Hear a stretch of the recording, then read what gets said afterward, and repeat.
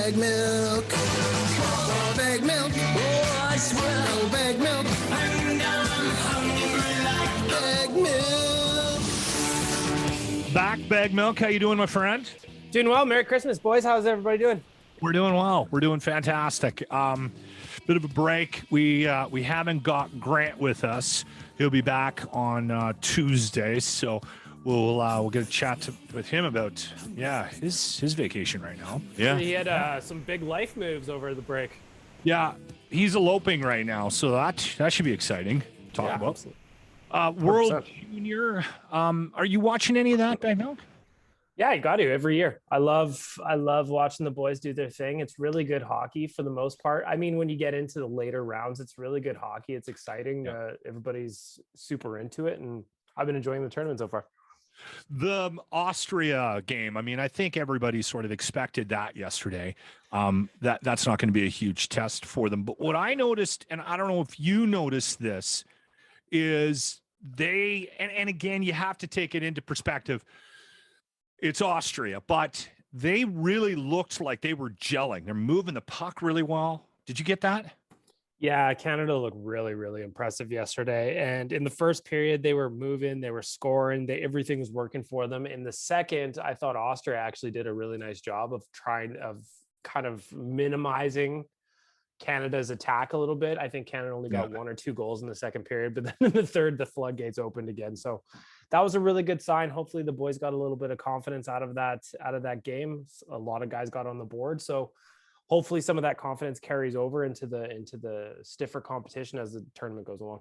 I'm always a little bit worried when they've got an easier front end on this tournament, and that's the case this year. Me too. They're not getting tested, right? And you got teams like Finland and Russia. Well, Finland's on our side, but you got Russia and Sweden on the other side, which are the teams, and the US you kind of want to play before the playoff round of this round robin, right?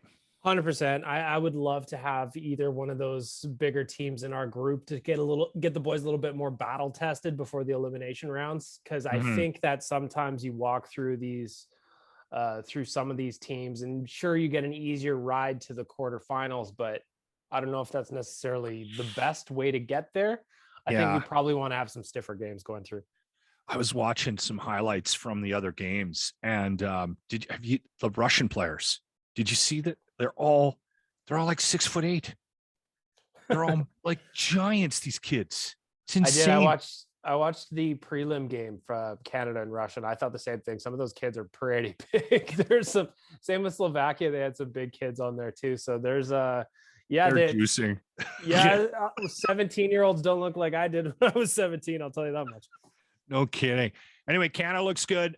Tonight, Germany. The other thing about Germany, just quickly, and then we'll move on to the Oilers here, but the thing about Germany is you can't go to sleep on them, right? I mean, they've had some interesting games against Germany over the years. Yeah, the German program's improved vastly over the years, and I think that's going to be an interesting thing to watch as the Oilers. Again, they go through a team that, or not the Oilers, Team Canada goes through a team that they should beat more often than not.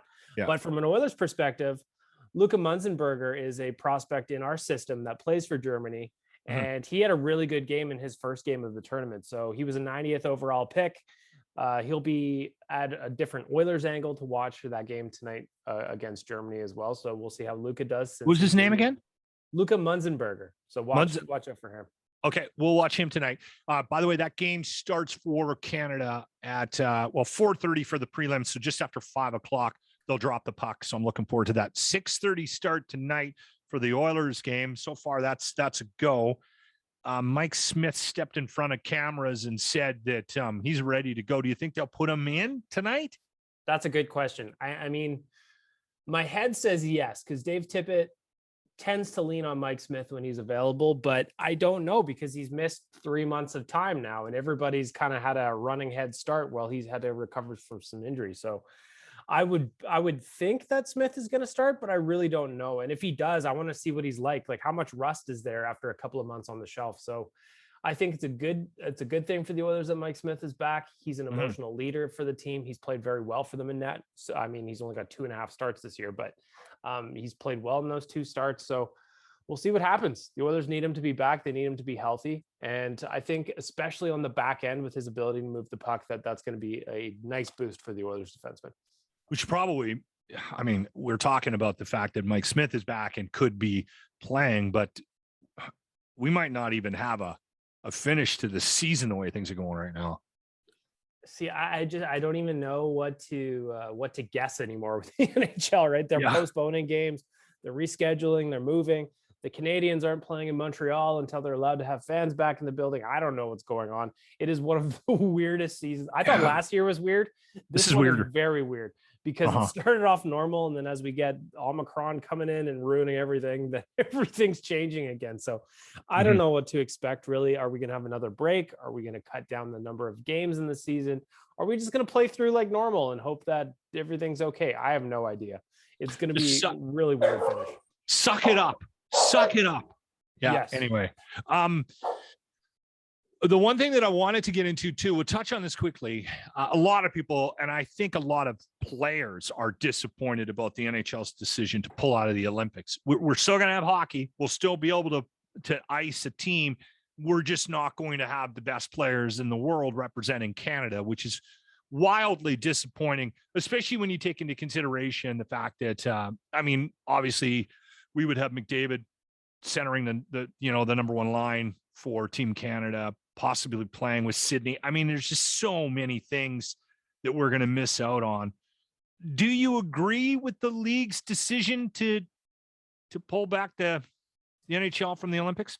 It's a tough one because I mean, there's the quarantine thing where if they test positive, they have to stay over there for 3 to 5 to 6 weeks. That's rough. You could see a scenario where heaven forbid Connor tests positive again and where he's over there and then he's stuck in Beijing for 6 weeks and not helping the Oilers. So that's obviously a problem, but ultimately it's incredibly disappointing. You could tell when Connor spoke to the media the other day that he's bummed about it. Brad Marchand released a statement yesterday on Twitter. He's obviously upset about it. And I get it too, because I was really looking forward to seeing the NHLers back at the Olympics. That makes it 2 tournaments in a row where they haven't been there. Yeah. So ultimately, right decision or wrong decision, it's a bummer all around. As a fan of the game, I was really looking forward to getting up early, having drinks in an absurd hour, and watching the guys go for a gold medal. But unfortunately, that is not meant to be this year. Yeah, I don't think they're going to reverse that decision either. I don't either. I think what's done is done, unfortunately. Yeah, it is. It is very unfortunate. Well, there you go. Baggedmilk, thank you for your time. And we got Oilers in action tonight. And again, the show will be back to normal next week when Grant returns. So thanks for your time today, brother. Thanks for having me back. Baggedmilk, Oilers Nation. The Locker Room. Brought to you by Always Plumbing and Heating. Weekday mornings on 95.7 Cruise FM.